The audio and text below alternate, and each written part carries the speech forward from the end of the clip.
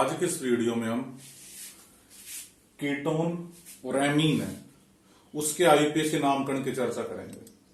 तो सबसे पहले हम बात करते हैं कीटोन की।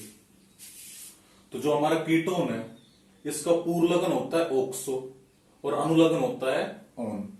तो कीटोन के लिए पूर्वलग्न शब्द क्या काम में आता है? ऑक्सो और अनुलग्न ऑन। और इसका सूत्र होता है C डबल बॉन्ड O। ये ध्यान रखना, ये सिंगल बॉन्ड है, ये सिंगल बॉन्ड, ये दोनों फ्री है, इनसे कार्बन परमाणु जुड़े होंगे।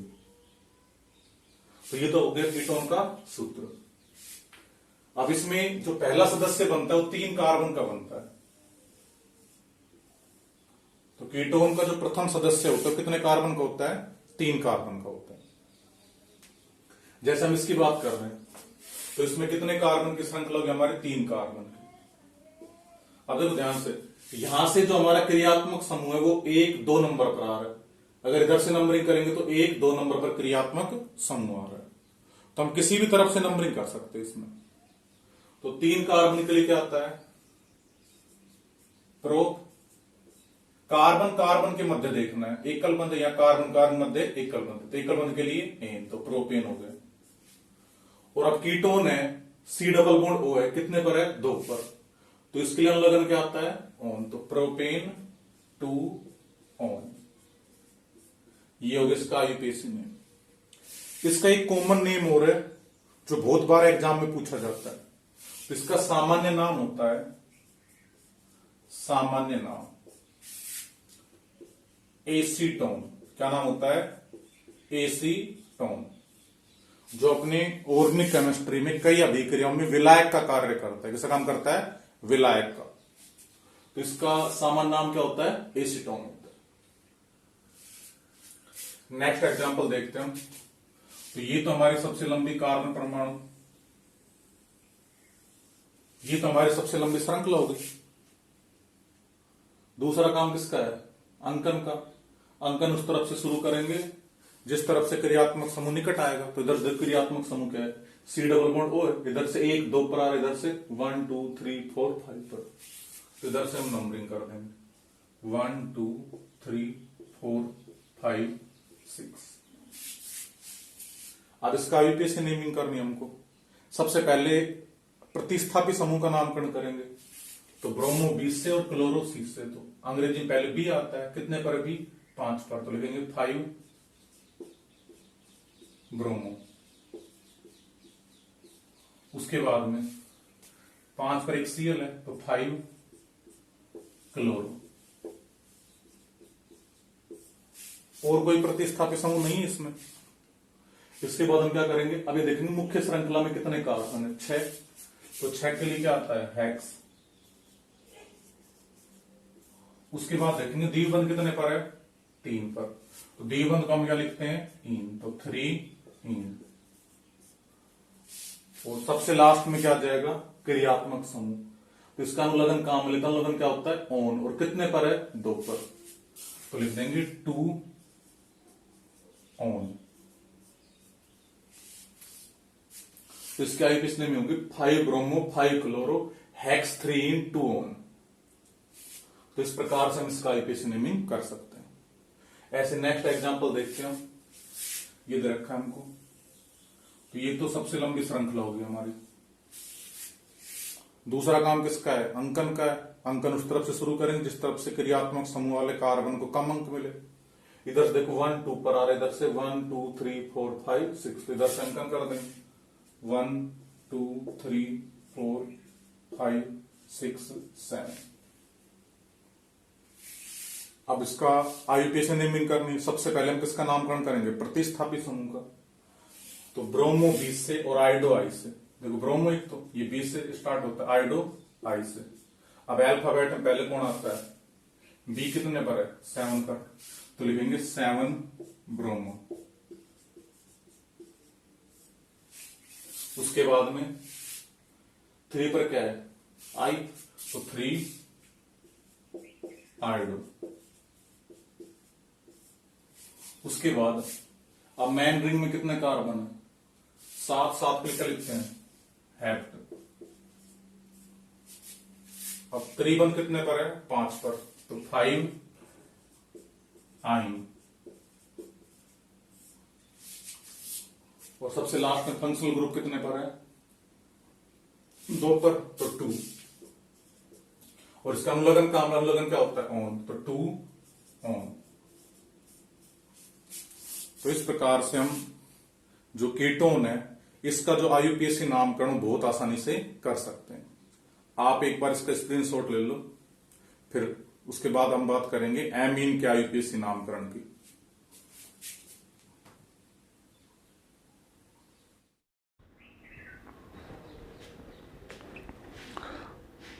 इसके बाद हम बात करते हैं एमीन के आईयूपीएसी नामकरण की।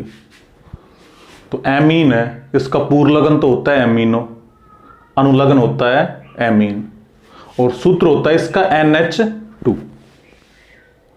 जो एमीन है वो 3 प्रकार की होती है। एमीनो कितने प्रकार की होती है? 3 प्रकार की। एक होती है 1 डिग्री एमीन, जिसका सूत्र होता है NH2। एक हमारी होती है 2 डिग्री एमीन, जिसका सूत्र होता है NH। और एक होती है 3 डिग्री एमीन, जिसका सूत्र होता है N। तो सबसे पहले हम बात करेंगे प्राथमिक या 1 डिग्री एमीन के आईयूपीएसी नामकरण की। तो पूर्वलग्न एमीनो होता है, अनुलग्न होता है एमीन। जैसे ये दे रखा है हमको, अब यहां देखो सूत्र ध्यान से क्या है, NH2। तो NH2 फॉर्मूला किसका होता है? 1 डिग्री एमीन का। तो हमको इस 1 डिग्री एमीन का आईयूपीएसी नामकरण करना है। तो देखो हम किस प्रकार से करेंगे। तो सबसे पहले सेम वही 3 कार्बन की हमारी श्रृंखला होगी, जैसा हमने थोड़ी देर पहले कीटोन के आईयूपीएसी नामकरण में किया था। सेम वही उदाहरण लिए मैंने, केवल इसमें बस क्रियात्मक समूह परिवर्तित किया है। तो इसमें देखो ध्यान से, अब 2 पर Cl जुड़ा हुआ है। इसमें 3 कार्बन की हमारी श्रृंखला होगी, 2 पर Cl प्रतिस्थापित, तो लिखेंगे 2Cl का नाम क्या होता है? क्लोरो। तो 2 क्लोरो। उसके बाद अब मुख्य श्रृंखला में 3 कार्बन के लिए प्रोप, और कार्बन कार्बन के मध्य एकल बॉन्ड इसलिए एन, तो प्रोपेन। अब क्रियात्मक समूह क्या है? NH2। NH2 के लिए अनुलग्न क्या आता है? एमीन। और कितने पर है? 2 पर, तो लिखेंगे 2 एमीन। ये इसका आईयूपीएसी नामकरण हो गया। हमको इसका आईयूपीएसी नामकरण करना है। तो देखो बाकी सारी चीज तो बिल्कुल सेम है। अब इसमें NH2 ग्रुप कितने पर जुड़ा हुआ है? 2 पर। तो NH2 के लिए अनुलग्न क्या आता है? एमीन। तो लिख देंगे 2 एमीन। बाकी जो सारी चीजें हैं,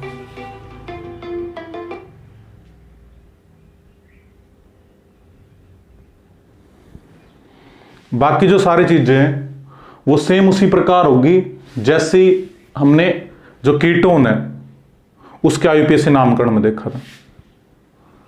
नेक्स्ट एग्जांपल देखो, अब इसमें भी 7 ब्रोमो 3 आइडो हेप्ट 5 आइन 2। अब ओन की जगह पर क्या जाएगा? एमीन।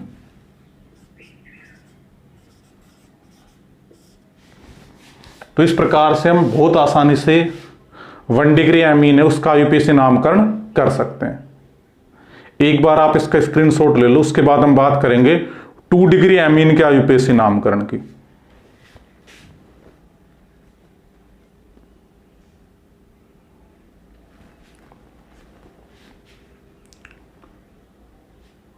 देखो उसके बाद हम बात करते हैं 2 डिग्री एमीन के आईयूपीएसी नामकरण की। तो 2 डिग्री एमीन का जो आईयूपीएसी नामकरण है देखो हम किस प्रकार से करेंगे। तो 2 डिग्री एमीन का फॉर्मूला क्या होता है? NH। तो देखो इस 1 डिग्री एमीन को मैं 2 डिग्री में परिवर्तित करता हूं। तो जहां N था वहां पर मैंने एक ग्रुप जोड़ दिया CH3, सॉरी H के स्थान पर क्या जोड़ दिया? CH3। यहां भी एक H मैंने हटा दिया और क्या जोड़ दिया? CH3। और इसमें भी एक H हटाकर क्या जोड़ दिया हमने? CH3। अब अगर हम ध्यान दे देखो यहां NH किसका फॉर्मूला होता है? 2 डिग्री एमीन का। यहां भी NH है मतलब 2 डिग्री एमीन है, यहां भी NH इसका मतलब यहां भी क्या है? 2 डिग्री एमीन है। तो हमको अब 2 डिग्री एमीन का आईयूपीएसी नामकरण करना है। तो जब भी हमको 2 डिग्री एमीन का आईयूपीएसी नामकरण करना हो तो सबसे पहले हम नाइट्रोजन के साथ जो एल्किल समूह जुड़ा होता है उसका नामकरण करते हैं। तो सबसे पहले हम क्या करेंगे, नाइट्रोजन के साथ जुड़े एल्किल समूह का नामकरण सबसे पहले करते हैं।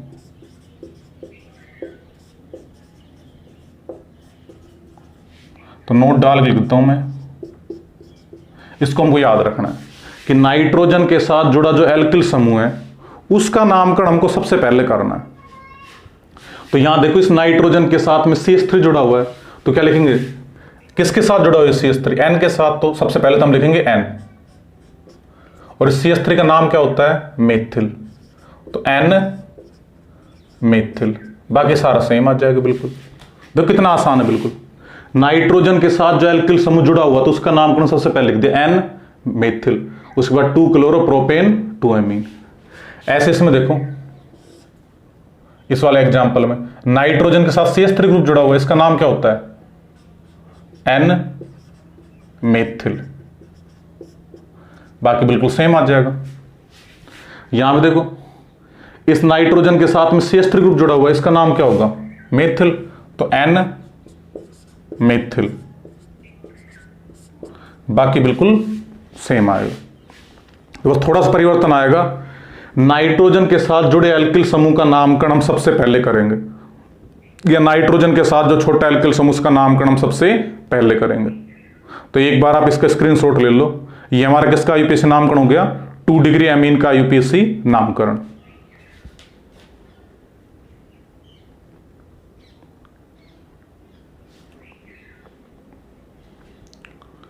जब इसके बाद हम बात करते हैं 3 डिग्री एमीन का IUPAC नामकरण। देखो 3 डिग्री एमीन में क्या होगा, ये जो एक H है इसके स्थान पर मैंने जोड़ दिया C2H5 जोड़ दिया। क्या जोड़ दिया, C2H5। यहां से भी एक H हटाया और उसके स्थान पर मैंने जोड़ दिया C2H5। ऐसे भी यहां से एक H हटा करके हमने क्या जोड़ दिया, C2H5, मतलब एथिल ग्रुप जोड़ दिया सबके साथ में। अब इसका IUPAC नामकरण करना है हमको, तो देखो हम किस प्रकार से करेंगे। अब इस नाइट्रोजन के साथ में 2 एल्किल समूह जुड़े हुए हैं, एक मेथिल है और एक एथिल है। तो हमको सबसे पहले इन दोनों में से ये देखना कि अंग्रेजी वर्णमाला में पहले कौन सा आता है। तो जो अंग्रेजी वर्णमाला में पहले आता है उसका IUPAC नामकरण हमको पहले करना है।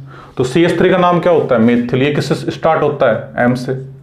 C2H5 एथिल, ये किससे होता है, E से। अब आप खुद ही सोचो, जो अंग्रेजी वर्णमाला उसमें M पहले आता है या E, तो आंसर आएगा E। तो सबसे पहले एथिल का नामकरण करना है, उसके बाद मेथिल का। तो देखो नामकरण कैसे होगा, तो आ जाएगा N एथिल, उसके बाद अब इसका नाम क्या, N मेथिल, बाकी बिल्कुल सेम आ जाएगा। ऐसे इसमें देखो ध्यान से, ये एग्जांपल दे रखा है, इसको चलो थोड़ा सा मैं चेंज कर लेता हूं, यहां मैं CH3 कर देता हूं। अब देखो ध्यान से, अब N के साथ में कितने मेथिल ग्रुप है, 2, और फॉर्मूला देखो क्या है, पहले यहां केवल क्या लिखा हुआ N, तो N किसका फॉर्मूला होता है, 3 डिग्री एमीन का, तो ये 3 डिग्री एमीन हो गया हमारी। अब इस नाइट्रोजन के साथ जुड़ने वाले दोनों एल्किल ग्रुप है वो एक समान है, तब इसका नामकरण किस प्रकार से लिखेंगे। तो जब दोनों एक समान आ जाए तो हम 2 बार लिखेंगे, N कोमा करके N, ठीक है। अब टोटल कितने हैं, 2, तो 2 के लिए डाई और बाकी सेम आ जाएगा। तो NN डाई मेथिल, देखो N के साथ 2 मेथिल है, तो NN 2 के लिए डाई, और CH3 का नाम क्या होता है, मेथिल, तो NN डाई मेथिल, बाकी बिल्कुल सेम आ जाएगा हमारा। ऐसे तीसरा एग्जांपल देखो, अब N के साथ क्या जुड़ा हुआ है, C2H5, N के साथ क्या जुड़ा हुआ है, C2H5। तो देखो इसका नामकरण किस प्रकार से करेंगे, एक तो C2H5 और एक क्या है, CH3। तो C2H5 को हम क्या बोलते हैं, एथिल, ये E से और ये M से। अब खुद ही सोचो अल्फाबेट में पहले क्या आता है, E, तो लिखेंगे N एथिल, उसके बाद एन मेथिल 7 ब्रोमो 3 आइडो हेप्ट 5 आइन 2 एमीन। तो इस प्रकार से इसका आईयूपीएसी नामकरण बहुत आसानी से कर सकते हैं। एक देखो बिल्कुल सिंपल उदाहरण ले लेते हैं हम। CH3 इसके साथ में N, यहां आ गया CH3 और यहां आ गया CH3। अब देखो ध्यान से, इस नाइट्रोजन के साथ में 3 CH3 ग्रुप जुड़े हुए हैं। तो हमको देखो जो बेसिक नियम उनको याद रखना है। सबसे पहले कार्बन की सबसे लंबी श्रृंखला का हम चयन करेंगे। तो इसमें कितने कार्बन की श्रृंखला बनेगी हमारी? देखो एक कार्बन की, इस नाइट्रोजन को शामिल कर लेना है। कार्बन तो एक ही रहेगा, इससे थोड़ा सा हम पता चल जाएगा सर कितने CH3 ग्रुप जुड़े हुए हैं। तो एक कार्बन की तो हमारी श्रृंखला, चाहे इसको ले लो आप, चाहे इस वाले को ले लो, चाहे इस वाले को। अब एक कार्बन की श्रृंखला हो गई। अब क्या करना है? सबसे पहले नाइट्रोजन के साथ जो एल्किल ग्रुप जुड़े हुए हैं इनका नामकरण करना है। तो नाइट्रोजन के साथ अब कितने एल्किल ग्रुप जुड़े हुए हैं? 2। तो लिखेंगे N कोमा करके N, क्योंकि दोनों मेथिल ग्रुप नाइट्रोजन साथ जुड़े हुए हैं। अब टोटली कितने? 2। तो 2 के लिए डाई, और CH3 का नाम क्या होता है? मेथिल। तो NN डाई मेथिल। उसके बाद क्या आ जाएगा? अब मुख्य श्रृंखला में एक कार्बन के लिए मेथ, और एक कलबंद के लिए एन, तो मेथेन। और 1 पर ही क्या है? N, तो 1 एमीन।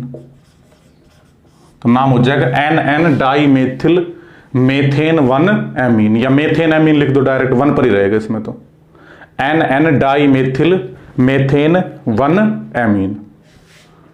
और यहां पर अगर हमको क्या दे देता, मान लो यहां पर हमको दे दिया उसने CH2 CH3, मतलब C2H5 दे दिया, तो इसका नाम तो NN di methyl methane 1 amine हो गया था। अब इसमें कितने कार्बन की श्रृंखला बनती? देखो सबसे लंबी 2 कार्बन की, एक की ये एक की, तो सबसे लंबी 2 की हो गई। तो सेम आ जाता बिल्कुल NN डाई मेथिल। अब मेथेन की जगह पर क्या आ जाता? केवल 2 कार्बन के लिए क्या आता है? एथ, और एक कलबंद के लिए एन, तो एथेन 1 एमीन। तो NN di methyl ethane 1 amine. तो इस प्रकार से हम बहुत आसानी से 1 डिग्री 2 डिग्री और 3 डिग्री एमीन उनका आईयूपीएसी नामकरण कर सकते हैं। तो वीडियो देखने के लिए आप सभी बच्चों का धन्यवाद।